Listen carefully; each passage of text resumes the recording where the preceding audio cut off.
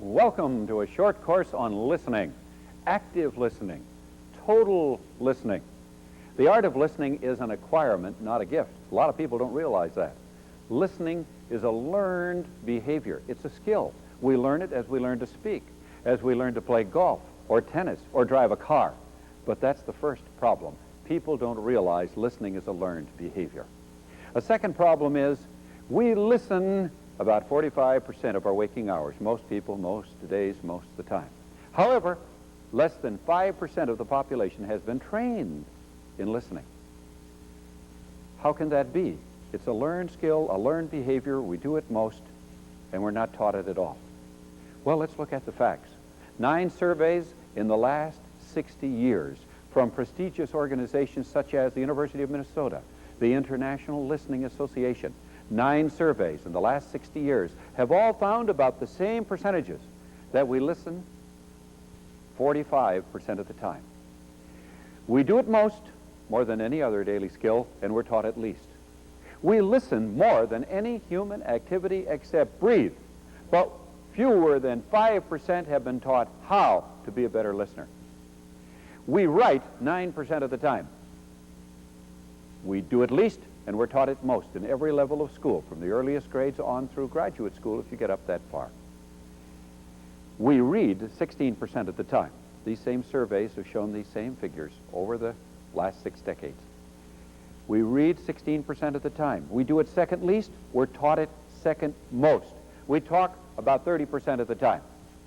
We do it second most, and we were hardly taught it at all until more recent times. It was always an elective in school, and most people, because of the fear of speaking person to group, elected out of a speech course. Now, in an electric society, a super communications era, a satellite era, everybody's running to get drama and debate and speech. But listening, there's the real problem. We listen more than any human activity. We listen 45% of the time, and though that we do it most, we've been taught at least. Maybe only 2-3% of the population from earliest grades of school on through adulthood that have ever been taught anything in the way of a course, workshop, or seminar on how to be a better listener. Well, that says that education has been upside down.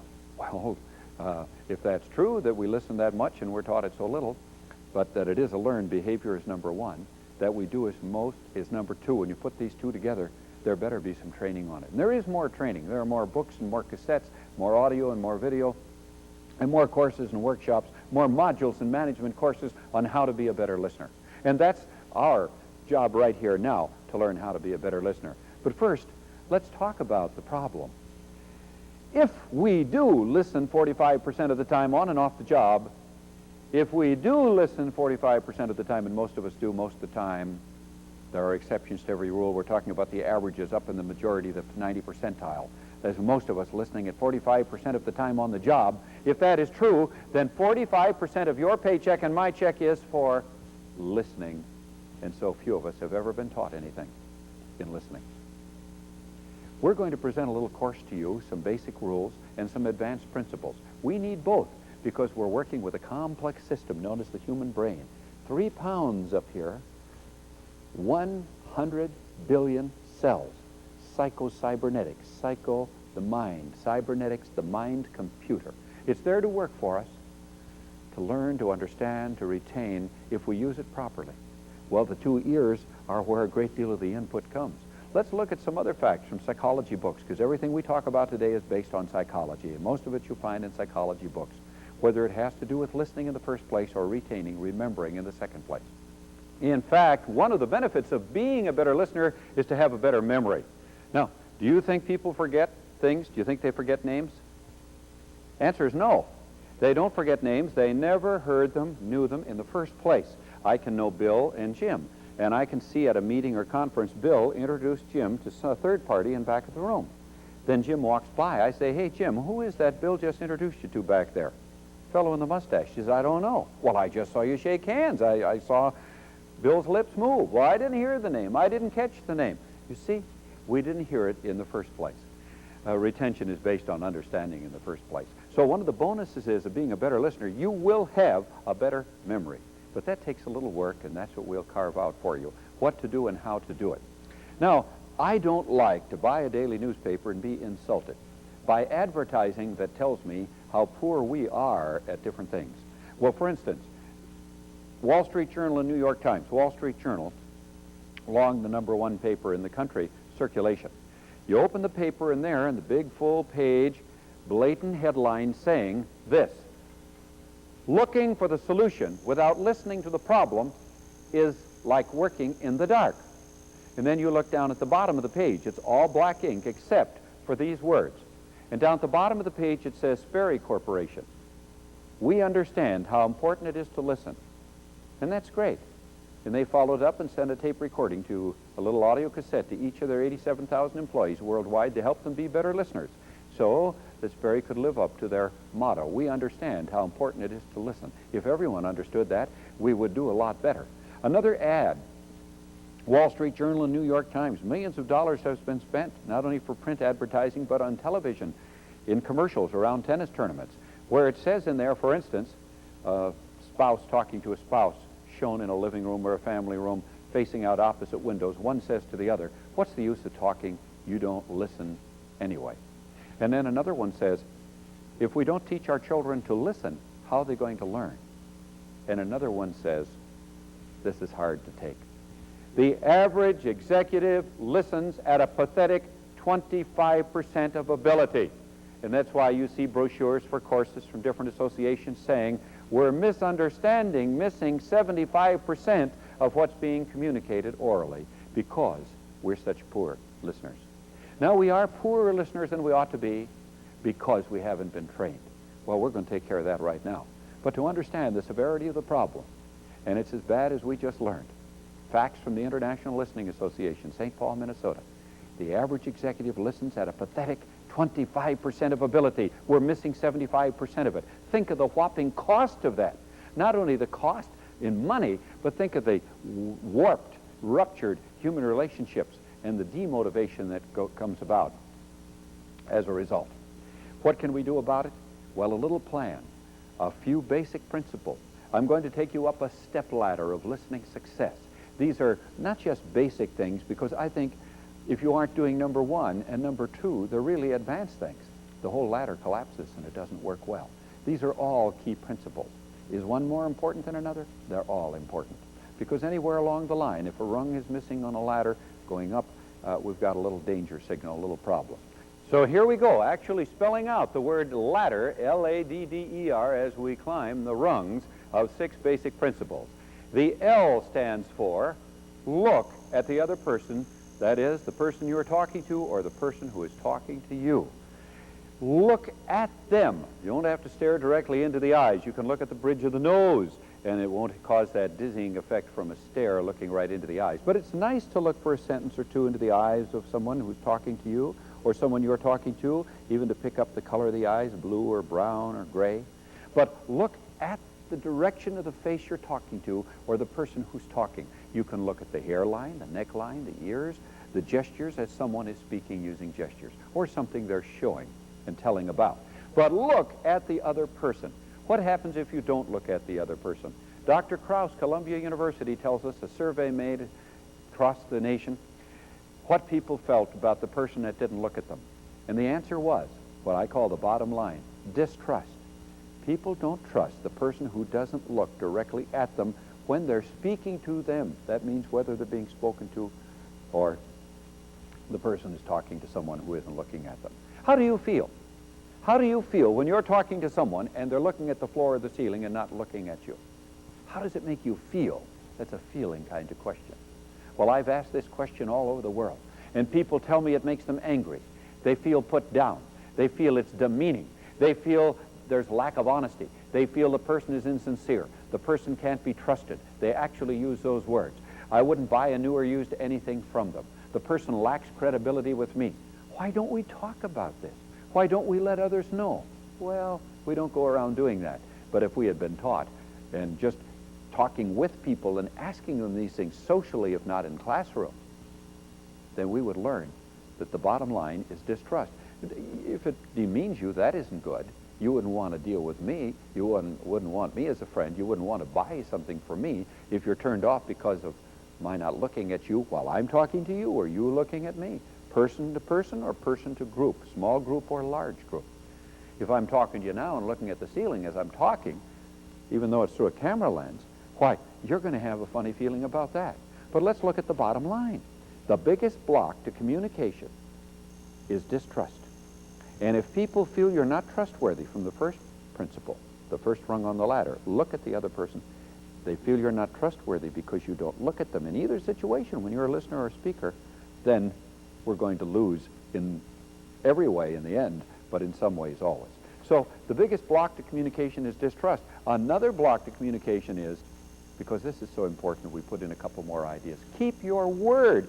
Children know when you don't keep your word. They'll remember to the hour, to the day, how long it was since you said you were going to do something for them.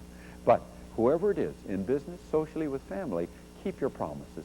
Keep your word, because it leads to distrust. And that's the biggest block to communication, persuasion, success with others. Also, if we don't admit our mistakes, people know when we had a part in the mistake. People know the role we played in it, even if we don't admit it. But if you don't admit mistakes, you're causing an element of distrust. It's not forthright. And one more idea. Avoid manipulation. There's an element of distrust that comes with telling people all the time what to do, how to do it, without giving them a chance. So avoid manipulation to avoid the element of distrust of another, of you. But we're coming back to the principle is look at the other person, because if you don't, you're turning them off. They may not tell you. You may not know it right away. You may never know why someone isn't too friendly. But it may be we've caused it by the lack of eye contact. Again, not staring in the eyes, but that's all right for a sentence or two. But looking in the direction of the person you're talking to, not over their head, not down, and not watching everything that goes by. Look at the person as number one. Number two, it's basic, it's advanced. Ask questions. If we don't ask questions, what's going to happen? People just going to stand there? Not too long. Time is too valuable today. They're going to excuse themselves. They're going to be gone. They're going to get away. So ask questions, but we can't just ask any kind of question. We can't keep asking closed-ended personal kinds of questions, and some are too personal. Someone might reach out and smack us. How much you make in that job? None of your business. But let's look at questions from the standpoint of three kinds, and it's simple to learn and understand. The mastery will come through practice, but knowledge, awareness is first. Ask questions to get the other talking, to learn about others, for friendship's sake. You and I, Bernard Baruch said, can win more friends in 2 months by showing interest in others than we can win in 2 years by trying to interest others in us. What kinds of questions? Three kinds. Number one, we call closed-ended question, fact-finding question. Answers are usually monosyllable, short. Yes, no, 5, 10, last week, last month, yesterday. What's your name? Where are you from? What's your job? Where do you live? Do you have a family? Do you have boys or girls? How old? All monosyllable answers. I can't think of enough questions with closed-ended kinds of questions to keep you going for 15 seconds. And if I did keep asking closed-ended questions, you're going to step back all of a sudden and say, hey, wait a minute. You from the FBI, the National Enquirer, the CIA? Those are investigative questions, police kind of questions, nosy kinds of questions. And if you get too personal, you may irritate somebody even worse. It's none of our business sometimes how much money someone makes, but some people will ask that. Well, that's a type of question, a closed-ended kind of question. We need fact-finding questions. A doctor's going to ask all kinds of them. I mean, a medical doctor, when you go in there with a problem, they ask a lot of questions. Also, a lawyer's going to ask a lot of questions. If you're never in court except to serve on a jury, well, you'll see and learn and understand there. Lawyers ask questions that are prepared, that are important, and a different kind of question than just the closed-ended kind. But the fact-finding questions, what time did it happen? Where were you when it happened? Those are essential. But there's another kind that might do better in opening up others and learning about them so that we don't have to ask too many questions. And the second kind of question is open-ended questioning, the opposite of closed-ended questioning. What do you do for hobbies, sports, and interests? Now, that's a triple question. Hobbies, well, we all have some kind of hobby. Sports, oh, wow, that opens it up. Indoor and outdoor kinds of sports, seasonal sports, summer, spring, winter, and fall. And interests, and we all have interests. So We could talk on that, but that's the idea of an open-ended question, to draw another out, to learn about them, to get them to talk, to share, rather than our talking all the time. Well, an open-ended question can bear great fruit just in getting acquainted with someone. Gee, it's so good to meet you, Jack. Before we talk about anything specific here in business, I'd like to get to know you a little better. How did you get into this line of work with the telephone company? See? And then just listen. Attentively so, totally so, actively so. There's a posture for active, concentrated, total listening, standing or seated. And we ought to be aware of that because body language plays such an important part in the effect on others, in our appearance on others, our facial expression as well as total appearance, posture included. But you're asking others open-ended questions to draw them out, to understand them. For goodness sakes, don't ask where you don't have the time. If you wanted to work on an airplane and you're flying from the East Coast to the West Coast, you're going to be on the airplane for 5-6 hours with the same person next to you, maybe someone on each side of you, and you ask them how they get into their line of work, they may be talking the whole flight. The fact is, and try this, experiment for yourself, the average answer to that question, that one open-ended question, wide open-ended, how did you get into this line of work? The average answer is 15 minutes. The minimum is 5 minutes.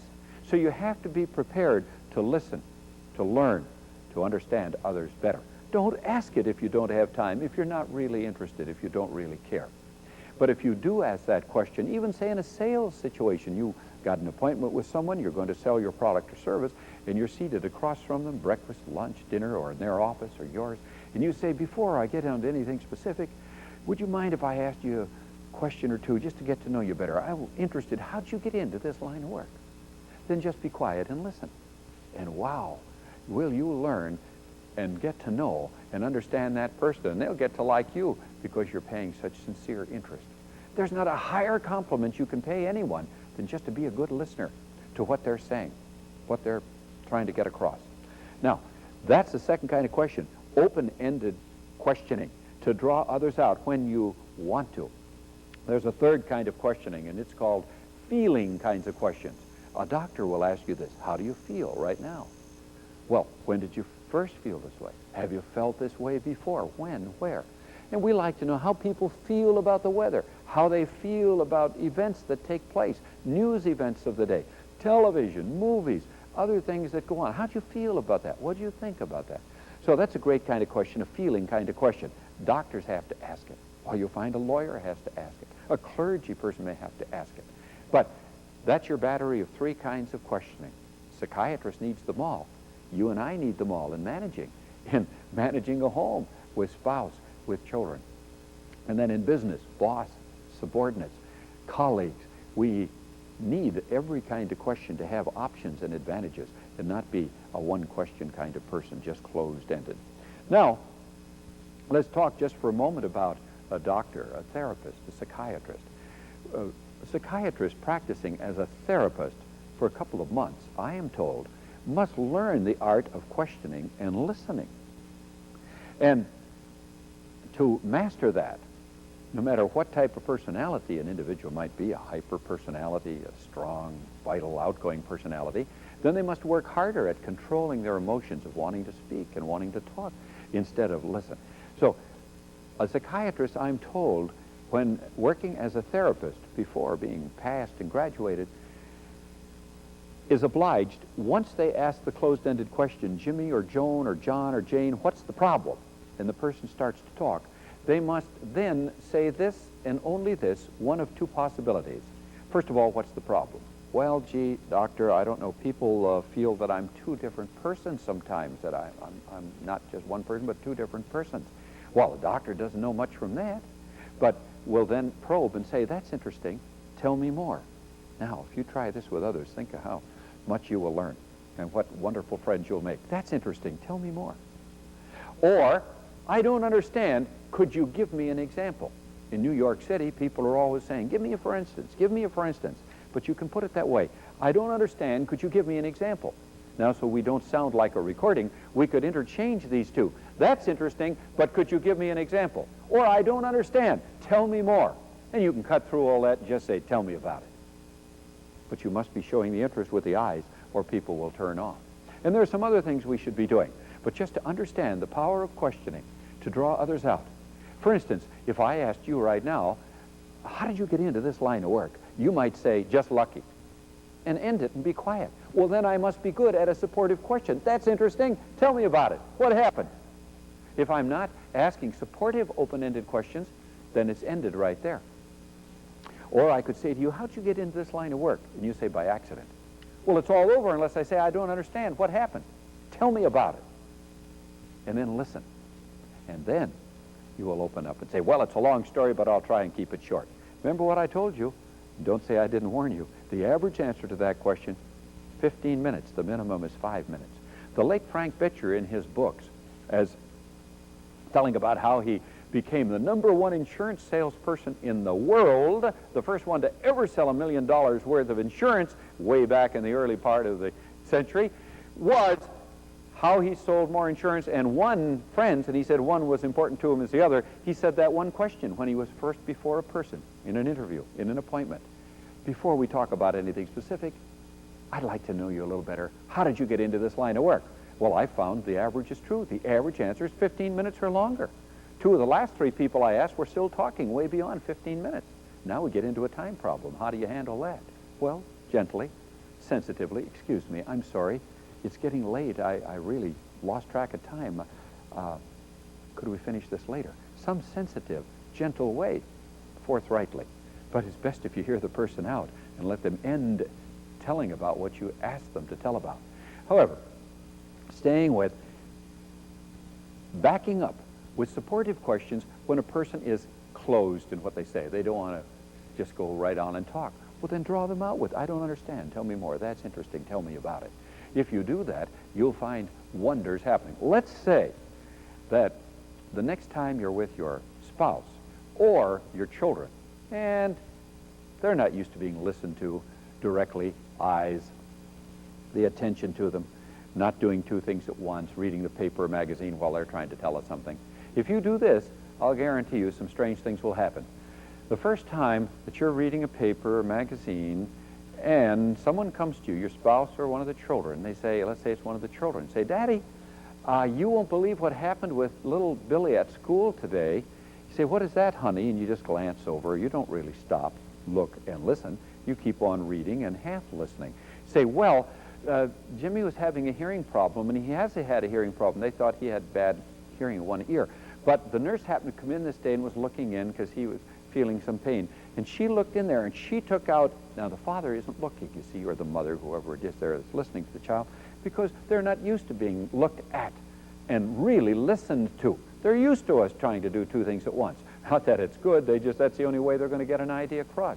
But if we stopped, looked, and listened, stopped and said, yes, honey, what happened in school today, and looked at the person and really listened actively and totally the way we're setting out here with the ladder, then that child would look at you and say nothing. You say, what's the matter, honey? You say, well, you're really looking at me. You're really listening to me. They're not used to us putting down what we're doing and turning and looking. Well, they'd like us to pay that kind of attention. That's what the dictionary says about listen. It says to pay attention. Complete attention, we might add. Concentrated attention, active, total, direct, mind, heart, ears, emotions. So we look at the person and they say, nothing. And Daddy or Mommy said, what's the matter, honey? Tell me about it. Well, you're really paying attention. You're really looking at me. Same thing will happen with the spouse. People aren't used to being really listened to, looked at, and intensely listened to. So they'll respond to that. You'll be surprised. And then they'll be happier. Well, the child goes on and tells the story then. But you're seeing as well as hearing. And there's so much facial expression that can help us in communication. The intent as well as the content, what is being said. So if we're not looking, we're missing that facial expression that may tell us a whole different story than just the hearing. And children are aware of facial expression from television. They're watching somewhere 30 hours or more a week. Why? That's all active eye input, visual, pictures, graphics. And children are aware of what they're learning about the nonverbal from television. Well, adults are too, but I'm saying even children. Children know that when the eyes are elsewhere, the mind is elsewhere. Adults ought to too. But children know what the face is saying. So one child, I was at the home of Rosemary in Chicago. Child's playing on the floor. I'm reading the paper. Rosemary pops her head in towards dinner time on a Friday evening and says, well, we'll be eating in about 10 minutes. And then she said, Jeannie, get your room cleaned up. It's a mess, and I'd like you to get it done before dinner, and turned around to leave. Well, the child finally looks up. She hadn't been looking, just listening as she was playing. And she said, Mom, as Rosemary turned to go back in the kitchen, she says, I wasn't looking when you said that.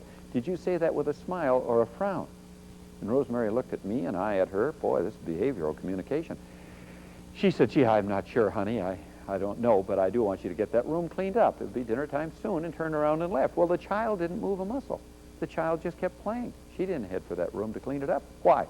First of all, how did the child know enough to ask a question like that? Were you smiling or frowning, Mom, when you told me to go in and clean the room? Well, she knew from television. That's behavioral awareness, that people can say one thing with their words and show another thing with their face or posture or behavior or intent. And the mother, probably because I was there as a guest, didn't want to say, well, honey, you get that room cleaned up or else, or no Dukes of Hazzard tonight. You'll be grounded for the weekend. And so the child would hurry right in and clean the room up. But the mother, with the guest there, myself, said, well, I don't know if I said it with a smile or a frown, honey, but I do want that room cleaned up. Well, the child knew then there was no serious hurry and didn't clean the room up. I don't know what happened after I left the house. Then it could have been a more serious intent. But we're saying even children know from the visual on television what body language means.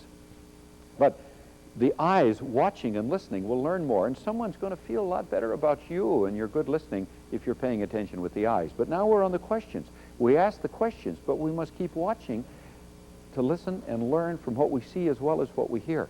And who would say that the heart doesn't play a part? The emotions. So we must listen with the eyes, the ears, and the heart, our feelings and emotions. Now we're paying close attention. And just remember these three words: stop, look, and listen. Completely doing one thing at a time. What a compliment to another.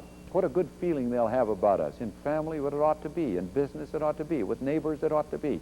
But we haven't been taught this. That's no excuse. We're teaching it now. Now, different kinds of questions. Closed-ended, open-ended, feeling kinds. But you need the backup questioning. That's interesting. Tell me more. I don't understand. Could you give me an example? And factual questions where it's needed. And don't ask what you don't have to ask. Just remember that if you really want to get to know somebody and understand them, then open-ended questions work a lot better for you. This, to me, is not just basic, it's advanced. Because if we're asking the wrong questions, we're going to turn people off. If we're asking the right questions, we're going to win friends, ingratiate ourselves, and learn a lot more. Remember what Lyndon Johnson had on his desk in the Senate, in the office building in Washington, D.C. Remember, he became president later. He must have been doing some things right. But his motto, a sign on his desk, said, Texas talk, quote, unquote. If you're talking, you ain't learning. And the only way I know to get most people talking is to ask them questions. And open-ended are needed along with feeling kinds and closed-ended. Where do we go from there? Well, if I ask you a question such as, what do you do for hobby, sports, and interest? Or how did you get into this line of work? I'm not going to do so well if I interrupt or change the subject.